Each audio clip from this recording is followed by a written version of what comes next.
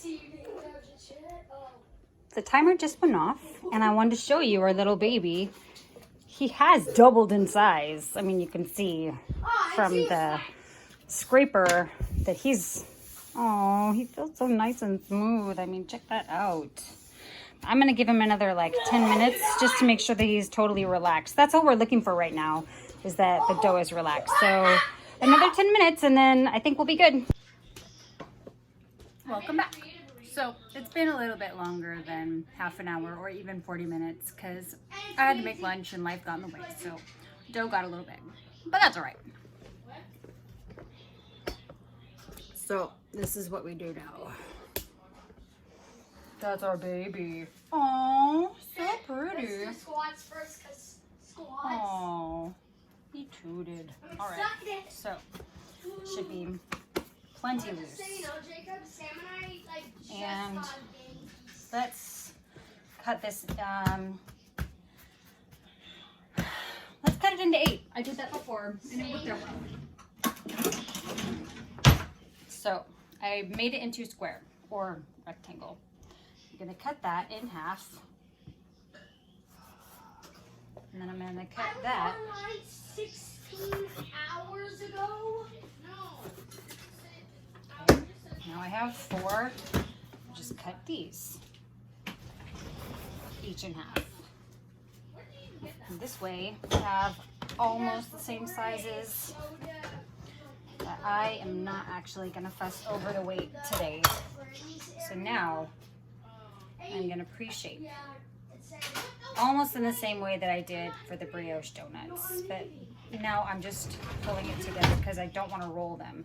I want to, because that's too much for my hand to roll. Looks like a dumpling though, right? So now I'm just gonna put that down. And that's nice and smooth. So I'm gonna do that with all of them. Fast forward this section.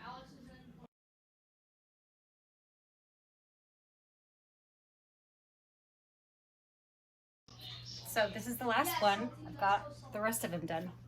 And I'm just gonna show you up close what I did. This was the downside. So yeah, it did get a little cracked because it wasn't plastic sealed. So it did get some air in it, but that's all right. So all I'm doing is I folded it in half. And then I'm bringing up the corners so that side that was down on the board is still in the palm of my hand. And I'm taking all the edges and I'm pinching them together the same way that you would make a dumpling, so that that smooth side stays down, and I am gradually making it tighter and tighter on that side because I'm pulling those edges back up. I'm like pinching it all to the center, making what, like, you know, like a balloon. Okay, and so that is all of them, and I am not even going to wait for them to rest before I do their final shape. I am going to poke them all in the center, and what I have actually used for my poking is my knife steel. So pay attention, this is very important.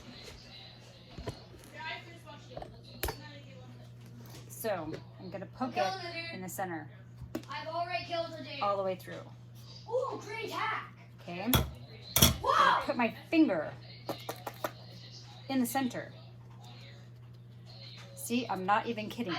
This is the best way that I have found to shape these things. And it's gonna be a little dense, like at first, but it will relax. And that way you don't have a side, like you don't have the rope edge that you'd have to pinch together, that sometimes it doesn't stay pinched. So that, and I'm gonna put them on a parchment lined sheet pan while they rest. He's gonna kill me. And I don't even need flour because this dough is so stiff. The children are bizarre right now. All right, so let's do another one. Raise me. And use whatever you can to poke it, but poke it all the way through. I know, me and my technical tools. So make a ring with your finger and twirl, twirl, twirl. And you want that hole to get wider and wider and wider until it reaches about 4 inches, 3 inches, what have you. I mean, you don't want it to be super, super big because traditional bagel, you don't want it to have like a big, big hole in the center. And as they're resting, that hole is going to shrink back. But at least we've got the good shape basis. Okay, so poke it, stab. Oh yeah! Stretch it out. My favorite. Nom, nom, nom. I know, this is like the funnest part of the process, and that's it. And sometimes you'll have parts of it that are more heavier than others. It's all right, they're not all gonna be super perfect. Gunshots! What do you mean there's no? We just knocked down both of them. Yes, we just killed them. I'm not tearing it, I'm stretching it. I think that's the main part here, is that we're not tearing it, we're stretching it, and we're using the weight of the dough Ah! I just got sniped. to No, make it me without wider. being sniped. I don't know how they do this in the factories, but this is how we do it in my knocked out. house. Oh, I knocked out someone. That one's not going very well now, is it? There we go. Dude! Come on. So, how was your summer? We're doing all right. You know, my kids definitely have their favorite YouTube shows they like to watch. I got somebody. I got a whole team. Oh crap! I just destroyed I'm a becoming whole more team. educated as a mixer at Costco. Yo, Really, I'm just trying to kill time here. We got a new manager. what can I say? We did away with our sheet cakes, and then we brought them What can I back say? because too many people were complaining. Oh, my goodness, Costco didn't have sheet cakes. Well, guess what? We didn't have them because you're not supposed to gather. Now we have them because the rules are relaxing a little bit. All I right. was gonna get this chest. Sorry for that detour into my life. Look, Baking go is away. life. Go away. Baking is what I consider my That therapy. short shot. All right. And these have great color. They're gonna have even better color once we boil them. So about the boiling, my poaching liquid says I need 1 gallon of water, 3 ounces of That green charge. barley malt syrup, and an ounce of baking soda. But all right, so those are all shaped.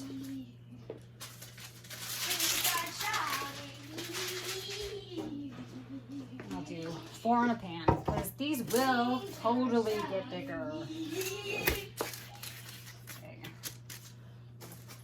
Alright. And I can move them around, and they're not gentle beings. They're still pretty firm. And now all I want to do really is let them relax. So over here, I have a big, how big is this? Like a 12-inch deep saute pan. And I prefer this one because it has a wider surface area. And so now that the bagels are resting, I'm gonna light my water. And that's not a gallon. It's slightly less than a gallon. It's more than half a gallon though. And this is how I'm going to measure my baking soda. Hit him for 96. Ready? Are you ready? Yeah, that's it. And then we add a little honey for Alright, did we get all of them? Well, added good. chewiness. Let's see if our honey is still in liquid form, or do I need to? I killed one of them. So it said 3 ounces. Just gonna Yo, get these it. players are good. If you can think of ounces as tablespoons, 2 tablespoons should be an ounce. So like 4 tablespoons. Oh, and 4 tablespoons is a quarter No, cup. I do not. Like I have this sweet little thing that I have hanging on my fridge, and I forget even where I got it, but it's a magnet, and I refer to this often because it has a lot of information on it that can get scrambled up in my brain frequently. So if you have something like this, great. And if you don't, good for you too, because that means it's in your brain or you have good resources to look it up. But now I don't have to look it up because it's already on my fridge. So there's that. And milliliters are in the same category as grams. So if you have a milliliter and it's, anyway, if it's grams, you can be the same as milliliter. If it's milliliter, it's the same as grams. All right, so that water is now gonna come up to a roaring boil. BTAB is my bring to a boil, while these kids sit out and relax. And they're only gonna sit out and relax 10 or 15 minutes, and then we'll poach. So we'll come back when that happens.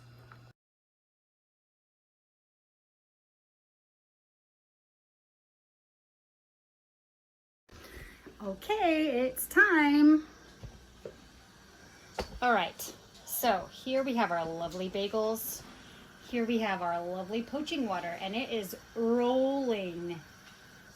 So this is how we do. Just like the donuts, you're gonna lift it off of the paper. And see how easily they just come off? I didn't spray that or anything. I'm gonna do 2 at a time. And you will see what becomes of them. I need 45 seconds on the clock. Okay, so the water has honey in it. The water has baking soda in it, but I didn't put salt in it. And usually I do. And there might actually be a little too much water in there. And so if there is, if it starts to want to boil over, which it did for me yesterday, I have a pitcher and I have a ladle just in case. But it's doing half of its baking right now in the water because the water is so hot. Water boils at 212 degrees. And so, I'm gonna take my trusty fork. This baller makes it look like it's There's my broken, timer. but it's really not. I'm gonna flip them over. See how that honey gave it a nice color, a little sweetness. They're also getting bigger, and that's what I like to see. Now, when I did this yesterday, I did it with a barley malt syrup, which is also an invert sugar, or it's a sugar that keeps in liquid form, and it just adds to the shine. And we'll see. See, this is scaring me. I'm gonna take some of this out. I don't like it when the water gets that high, because with my gas stove, the water boils over. Oh, it turns out the light, and then I'm like, why isn't my water boiling? And I didn't set a timer. Come on, Chef. Oh no! About 30 seconds. All right. Seriously, these could be like the longest 30 seconds of my life. Sam, you did. All right, so you can also see how it's kind of shrinking up there. I mean, it's soaking up all of this water. This is what's meant by poaching. It's not really poaching, they're boiling. And it didn't, that timer's gonna go off. All right, so I'm gonna take a slotted spatula that has a scoop on it. I also have a spider that I use when I'm frying. But I'm just going to gently take these out, drain them from their liquid, put it back on the baking tray. See, and you can see that they did get a little bit bigger in the water, which is what I want. And that is actually the size that I'm hoping for after the bake. So another 2 in, 5 seconds on the clock. And my oven is already preheated to 450 degrees. And I'm gonna do a time-lapse bake so that we can all see the joy of baking. I absolutely love the time-lapse bake. And this brand new oven, this is a brand new convection oven. This is my first video with this brand new oven, oh my gosh. So it has I told you to check your volume, yo. It has a fan in the back, and what that fan does, it doesn't blow all the time, but it's helping to circulate the hot air. And so we have more even baking. And sometimes, like, the original directions had me baking it for 18 to 20 minutes, but I left some bagels in there for 16 minutes, and they got really, really dark. So that's why on my directions I'm putting 14 to 16 minutes, but definitely check for color because they're half cooking right now. And again, we've got these little wrinkly old man finger looking outsides that will not be there with our finished product. And spoiler, these are my finished products from yesterday. And this was a 16-minute bake, and it got very, very dark. But this was also with the barley malt syrup. So you can tell. And this is another reason why I really liked pinching the bottom, because it helps to seal that bottom without, because the dough is very, very firm. And so if you did a rolling with it, it wouldn't completely pinch that bottom. It doesn't have enough moisture in it to really pinch it. So pinching it by hand is ideal. And so that was, I'm going to turn this down for a second. So that was our after flip. You can see how giant those got. Like, this is a good example of before and after. So they do expand in the water. But these are the size that I want. And you can always scale back your portions when you're doing your shaping.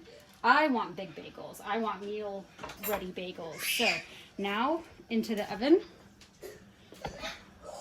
450 for 14 minutes, and then we'll check on them. And if we need more to bake time, then we'll put more. But I'm gonna keep an eye on it anyway, and I'll let you know how much time it took.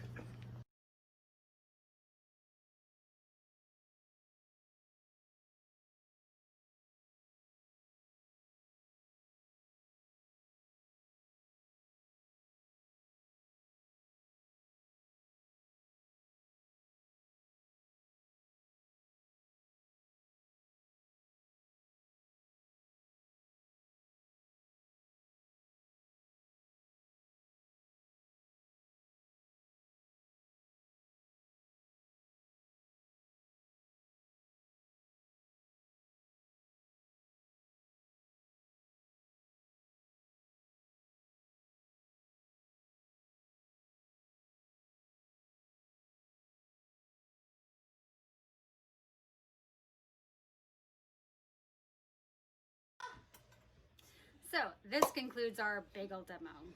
And let me just show you the beauties that just came out of the oven. So we have seeded bagels with a 7-grain blend. And then we have a plain bagel. And this is so gorgeous to me. I mean, the bottom is sealed up and it's not like a shiny tight, but once you toast it, it's gonna be delicious. So in the middle of baking these guys, and they're still pretty warm, I lowered the temperature because these, they only baked 9 minutes, these guys, and I think it's because I baked them in honey. When I baked them in barley malt syrup, they did not get this brown this fast. So definitely check on your brownness, because if it's getting too brown too fast, you could potentially burn your bagel, and we don't want that. So this is the 7-grain blend, and you want to garnish it immediately after you boil it, just so that you know your garnish sticks. I mean, it's like roasting hot in my kitchen right now. It's like, oh look, it's 88 to 90 degrees. Can you see it? So I really enjoy doing this one, especially with the success that I've had. Pay no attention to the pre-bought breads, or the pre-made breads, because I was making bagels. Okay, don't judge me. Anyway, these, like, I struggled with this one, and it hurt my heart to have to struggle to do baking for you guys. And so when I was able to find the exact thing that I loved and gave me what I wanted, that this is gonna fit in the toaster, this is gonna fit a fried egg, this is gonna fit cream cheese or whatever. I mean, these are exactly the size that I want. And so my recipe that I found in my school book called for the dividing of like 14 pieces. And I thought, oh, 14 pieces, that's nice. But no. So I wanted them to be like giant. I wanted them to be meal size. And so these are meal size. These are things that I would want to this is like breakfast sandwich size, okay? We want them to be the size of a slice of bread. And that's, pay no no attention to the kids who are playing with their cousins online. All right, thanks for following, thanks for watching. Let me know if you have questions. I'm here for you. I've done this kind of thing now more than I can count, so I'm very familiar with the process. I love you all and happy baking.